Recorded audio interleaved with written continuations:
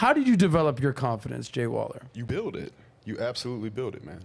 You have a job in life as a man. You have to build who you are, whether that's fitness or finance or being competent in whatever field you're in. I'm a big believer, and I don't know if you teach game or not, so no disrespect if you do, but I think game is bullshit. I think it's snake oil. Because if I see a woman that I think is attractive and she is keeping herself in my space, I'll just simply walk up to her and say, hey, sorry to bother you, but it would have bothered me if I would not have come and spoken to you. I would have felt like a coward and I've been upset with myself. My name is Justin. And if a woman is into you, it doesn't matter what you say. And you have to come up to her and say it with confidence, and you'll know immediately.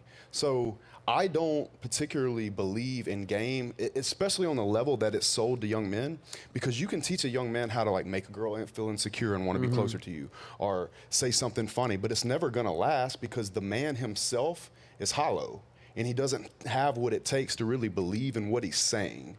And for that reason, I feel like you have to build yourself up, and it takes a little time. But once you become that man, you don't have to fake being anything.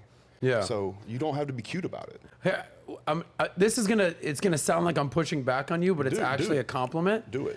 I'm gonna tell you what I told one of my best friends who plays in the NBA, 6'9", multimillionaire, married the most famous woman in the world at one point. You know who I'm talking about if you're familiar with this story. And he's telling me, like, he's talking to a bunch of guys out there, like me and like 3 or 4 dudes. And he's like, listen, guys, like, this is how I do my thing, picking up chicks, right? And he's about to lay it on us. And I go, shut the fuck up, okay? Don't teach us anything. You're 6'9", you're a multimillionaire, you were married to Kim Kardashian at one point. Like, save it, homie. Like, go talk to the 5'4" balding dude about what kind of game he needs to learn, because he ain't hollering at this girl. So what I'm saying to you is, yeah, when you're Jay Waller and you're 6'3" and you're good looking and you got a fucking ass like that, right? You're gonna have like immediately women being like, all right, just don't fuck this up, buddy. Don't say anything stupid. Like, as long as you come up and spit game, you're good to go. So your level of confidence is different than, you know, Nick over here, who's 5'5" and is wearing 3-inch lift shoes and is somewhat balding and hasn't made money yet. I don't know anybody named Nick that does that. But so what I'm saying is, like, you don't necessarily need game. You just need to have confidence. And I'm completely okay with that. But let me preface it with this. There's another version of me who is still 6'3", doesn't own multiple companies. He works in a plant every day. He's 40, 50 pounds overweight.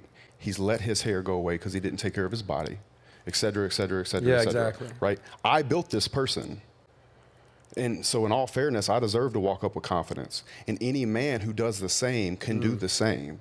He might not be able to get a 10 out of 10 in another country or in Miami, but he can certainly live in Indiana and have the most beautiful girl in his town. And for that reason, I think that a guy putting game in front of building himself is an absolute mistake. Yeah, I actually appreciate that response. And there's 2 versions. You know, at one point, I'm 6 foot, 200 pounds. I've been this way. Like, the whole premise of this entire show, the entire premise is men improving.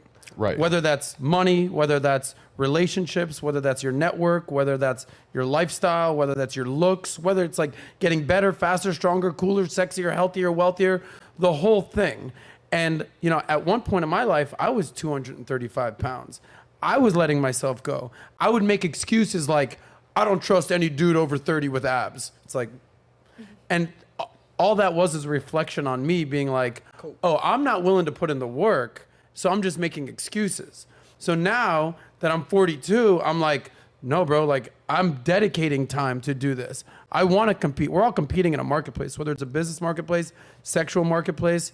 And I think confidence comes from actually putting in the work, like we talked about, whether it's the football stuff or making the calls or doing shows like this. And once you build it up, it's like a snowball effect. Yeah, you're going to grow and grow and grow and grow. It absolutely comes from inside of you, and you're the only person that can build it.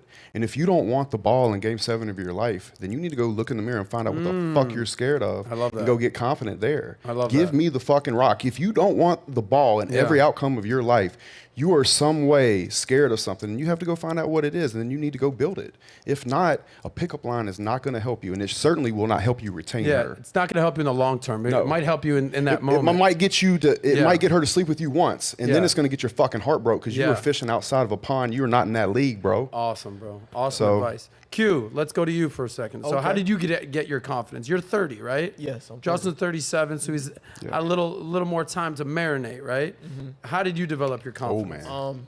The first thing you said, experience. I break that down to practice and preparation. So, and I don't do the game. I agree with you on game. I think it's bullshit to pick up artists, all that. Snake oil, bro. Yep, it's bullshit. Snake oil. So essentially, what I learned from is not being scared to fail. You need to figure out what it is that you need to improve on. And you do that behind closed doors. And then when you get out in the real world and you apply it, understand that this might not work the first time, but know that you're going to have another opportunity at it.